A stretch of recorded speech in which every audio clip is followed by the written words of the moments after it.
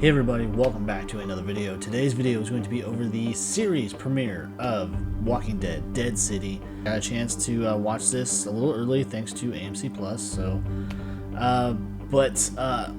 kind of starting off, the theory that we all thought and everyone was looking into, why Hershel was taken from Maggie and who this guy was that took her and why Negan was the key to getting him back.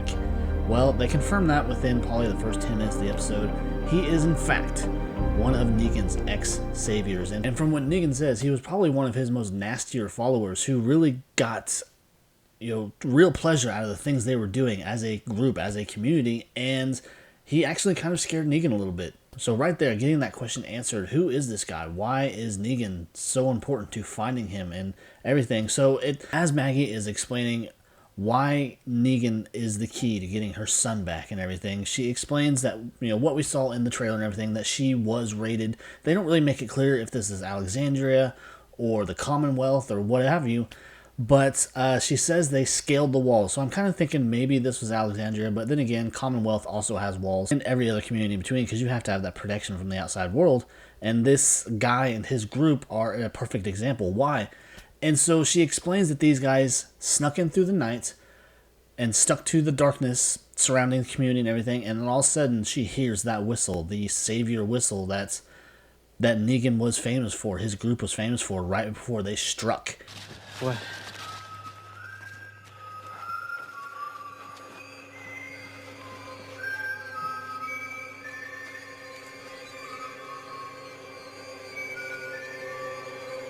And so she's right there. She's got some PTSD, obviously, from losing Glenn and other people of her community way back when we first met Negan. Them going this direction and having Negan as the man more or less responsible for this guy and everything, I think that was a great choice. And to kind of have a throwback to Negan and his savior ways and kind of taking consequences still for the things that he did and the people that were a part of his group and the things that they did and the atrocities that they committed.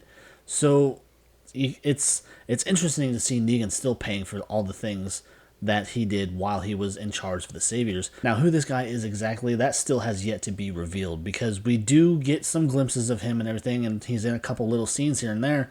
And one of the scenes that he was in is also kind of another shot from the trailer that had a lot of people wondering what the hell is going on. And this was the scene where we saw the guy who was all cut up and just not looking good at all, kind of parkouring through these rooftops and through these towers or what have you on these rooftops. And a lot of people, including myself, thought that this could be another variant, a fast-moving variant. So I had a lot of people freaked out. But as it turns out, it was just someone who was a prisoner of this guy, and he was trying to get out. And the way that they kind of make their way around the city, because it is isolated, they did confirm as they were kind of going into it, getting Negan and Maggie into the island and everything, that they did blow bridges and tunnels because the New York City, Manhattan area and everything was considered a epicenter for the outbreak. So a lot of these people, as a way to avoid the street level, is just to have wires strung between each building, and they will move between these buildings on these wires.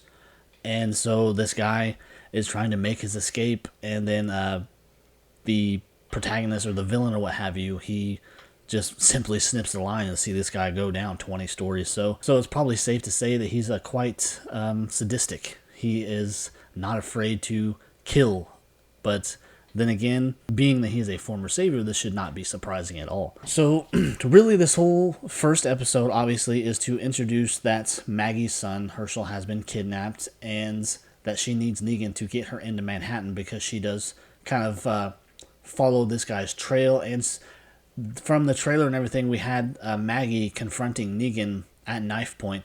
This is because Negan has been on the run, and she does ask another question that I was rather curious about. Where is Annie and his child that he was so about protecting and everything towards the end of Walking Dead? And keep in mind, this is only about a 2-year time jump. So what could have happened in that 2 years? She asked him, but he doesn't really give a clear answer. So I'm hoping that we can find out, where the fuck is Annie? Where is Negan's kid? Did something happen to either one of them or happen to his kid? So he just kind of split with Annie and just went on his own way, because the other character that's with Negan is this kid that he's actually protecting because she had a father. Her father went out to go on search for something and got himself killed, and she had to confront him as a walker. So she's very traumatized. She doesn't speak or anything.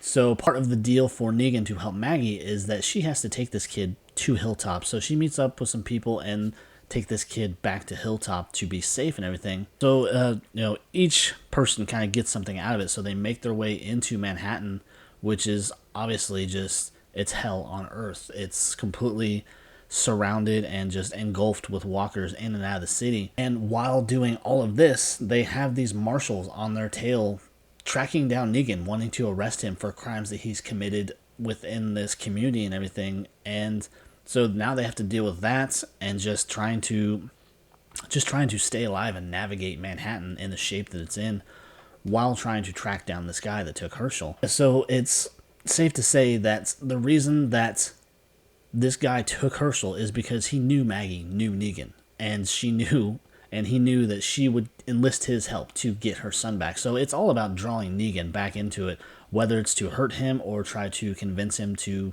take his place as leader of a new saviors group or whatever. It still has yet to be revealed and all that. But as a whole, the first episode, this pilot that we got for this Dead City, was a good pilot. It was kind of a different take on a spinoff because we are in the middle of the last season of Fear the Walking Dead. But keep in mind, this last episode that they had, the mid-season finale, which I did a video on, was fantastic, and it had a lot of teasing and callback to the beginning of Walking Dead and whether or not we may or may not see some reunions between certain characters. But with this, we could also see some crossovers because, turn away if you don't want to hear any spoilers about Fear, but the mid-season of Fear has Morgan taking Mo and going off, heading back towards Alexandria. So could he cross paths with anybody from their past? Could he possibly cross over into maybe not so much Dead City, but maybe Daryl's series?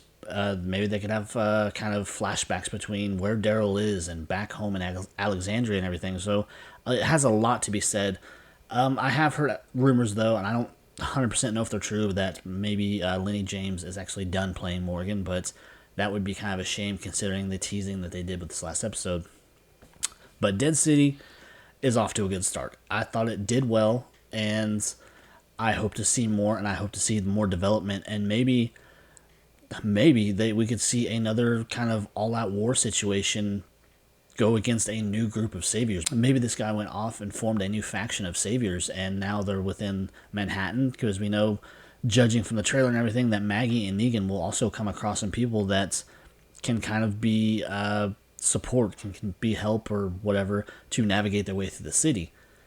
So again, off to a very good start. I really enjoyed it. I'm not sure how many seasons the show is actually supposed to get, but I would say they can get a few, maybe, depending how far they're really willing to stretch the story, or maybe sprout other stories from the fact that this is involving former saviors and everything. So I will continue to watch it for sure. It was a good episode and a good start to a new spinoff and everything. Yes, they kind of keep spitting out these spinoffs one after the other, but as long as they stay halfway interesting, I will stick with them until the bitter end.